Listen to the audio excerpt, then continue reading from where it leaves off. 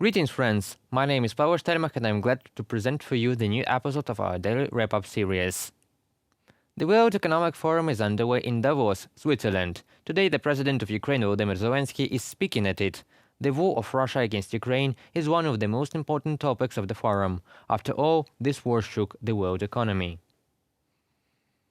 Due to Russian aggression, the cost of gas and oil has increased, and because of this, other goods became more expensive too. Fuel for cars, the cost of heating and electricity.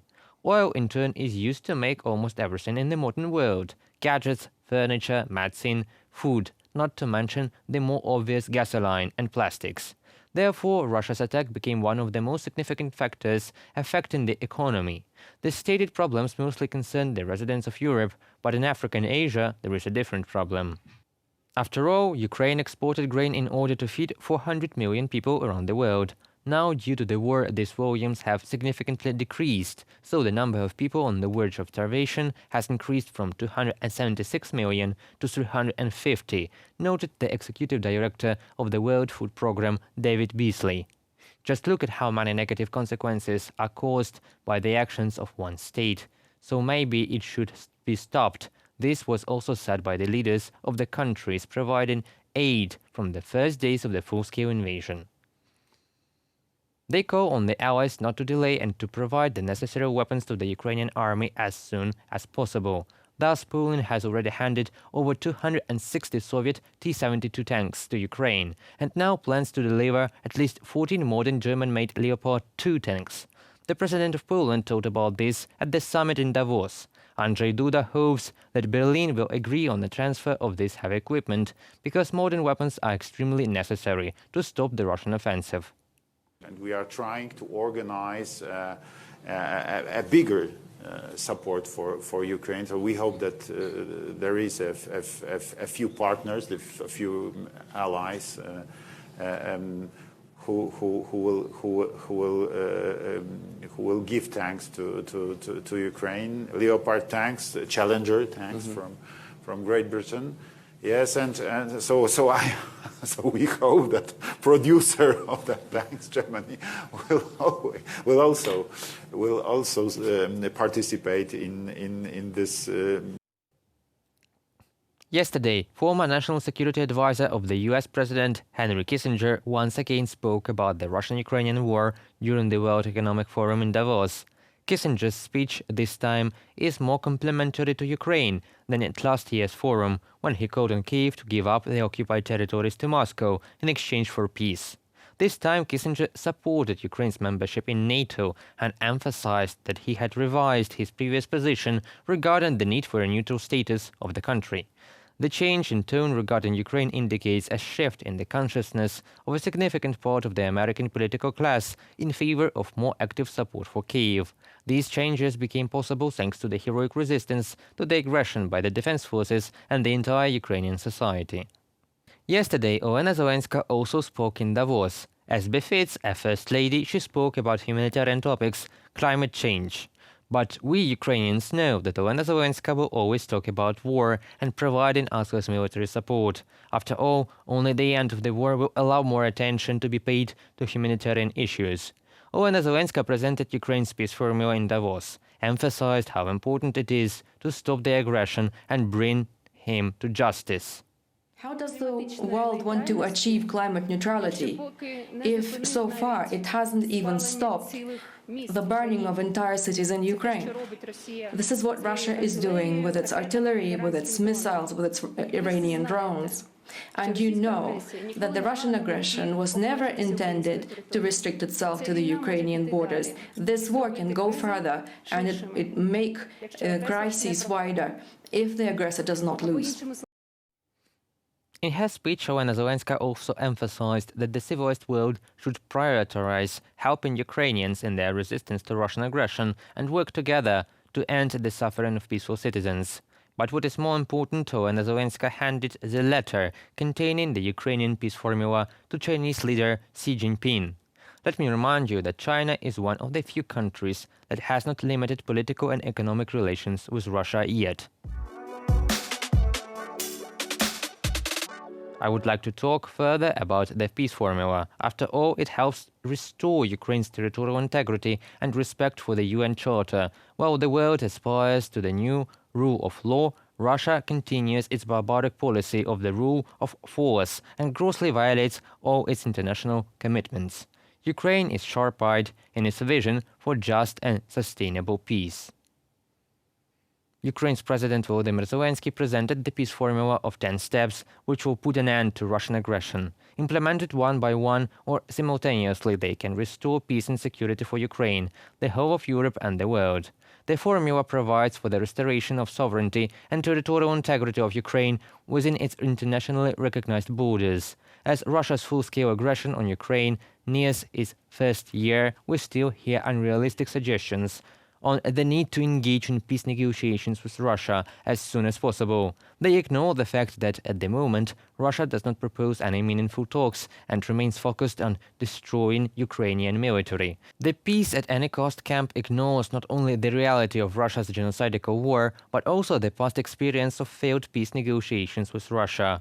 Russia's latest statements hint at their wish to secure a new Minsk agreement, a new trap for the world. But what Russia really wants is a pause, not peace. Any hypothetical Minsk III, just like the Minsk II, can have only one result, an even bloodier war which will affect not only Ukraine, but the entire Euro-Atlantic space and the world as a whole. Repeating mistakes will not yield better results. No other nation craves for peace more than Ukraine, but we need just and lasting peace, which will prevent any new genocidal wars against Ukrainians and other nations. In order for Zelensky's peace formula to fully work, Russia must lose this war. This is the main, decisive condition. What is sometimes not understood, and they say how the formula can be implemented. Russia will not agree to this. Yes, the point is not to negotiate with Russia on the basis of this formula, to negotiate now. No. First, Russia must lose this war, and then the Zelensky peace formula will be used both for peaceful settlement and the finalization of the end of the war, the legal end of the war, and the construction of a new security architecture, in particular in Europe. In February, the Ukrainian authorities want to hold a special summit to discuss the implementation of the peace formula. We really believe that those who sincerely seek peace should join the consolidated international efforts on implementing the Ukrainian peace formula. The position of the states of the Global South is particularly important to achieve the result. The fate of the diplomatic resolution of the war depends on the countries of Asia, Africa, the Middle East and Latin America as well, because of the weight and influence of the Global South in the world. I can hardly imagine myself any country that would be arguing with the peace formula, that would not support the peace formula, because it's in line with international law as such, with the UN Charter as such. So the peace formula is the basis of our vision, but it doesn't mean that we are ready to sign up to any agreement on the cost of Ukrainian interest. So it's only a start of negotiation. It's a discussion that is a very normal procedure among states, member states, and we believe it should be a basis for the discussion. The other one is, my president and our leadership is also clear, saying that we are open for any good officers that countries may suggest when it comes to the mediation, when it comes to the release of the political prisoners, release of the prisoners of war, or bringing back forcibly deported Ukrainian children, and these are thousands of the children. So it's something that my country is opened up for if any third country is ready to suggest the good officers. Ukraine's President Volodymyr Zelensky proposed the peace formula of 10 specific steps covering the restoration of nuclear, food and energy security in the interests of the entire international community. The opposite concept of peace at any cost ignores not only the reality of Russia's genocidal war, but also the past experience of failed peace deals with Moscow. Russia will fight an aggressive war until it physically loses its ability. No agreements will stop it. Moscow proposals to reconcile with illegal annexations will never put an end to the conflict, because the border of temporary occupation passes through the living body of the country and the people of Ukraine. Ukraine's goals in the war are just and achievable with the support of the international community, and I think it is advisable to recall the peace initiatives of official Kyiv, considering the Kremlin's attempts to provoke fake peacekeepers like Medvedchuk.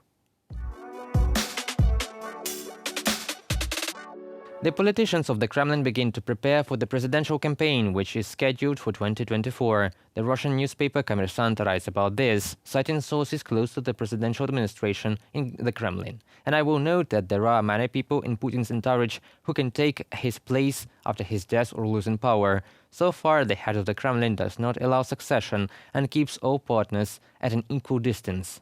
Who in the future may end up at the head of the country?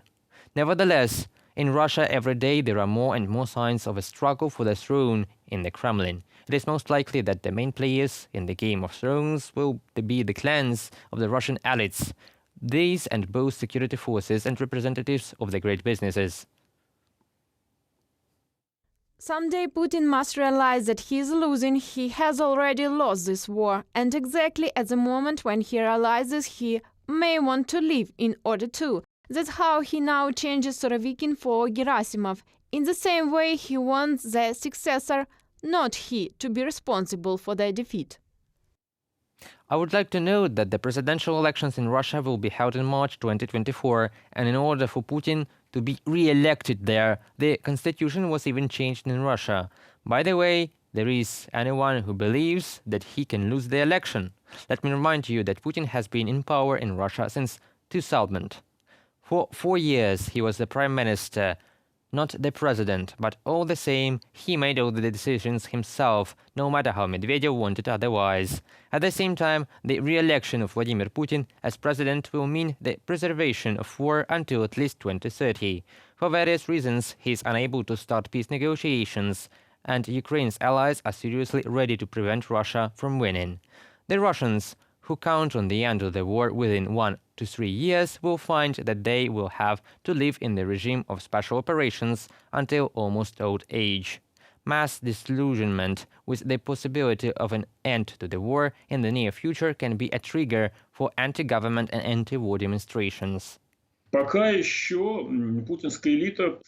far, Putin's elite has not realized its defeat. They feel that the situation is deteriorating, but they can live. They can live, so no one wants to stick out. No one wants to get hit on the head. The Duma votes unanimously. Everyone is nodding their heads, wagging their tails, but they think to themselves that Vladimir Vladimirovich seems to be sleeping. I think a few more months, another attack attempt by General Gerasimov, another defeat, and then something might start inside Russia, but not earlier than by spring and maybe later. Putin's Russia is doomed to failure. It simply cannot fight the entire developed world. There are not enough weapons and officers. The army is plagued by corruption. There are a lot of people, but they can pick them up and throw them under machine guns, and even trample some cities or regions in Ukraine, but they still can't win. That concludes our today's video. Thank you for watching and stay tuned for future videos. Subscribe to UATV English and goodbye.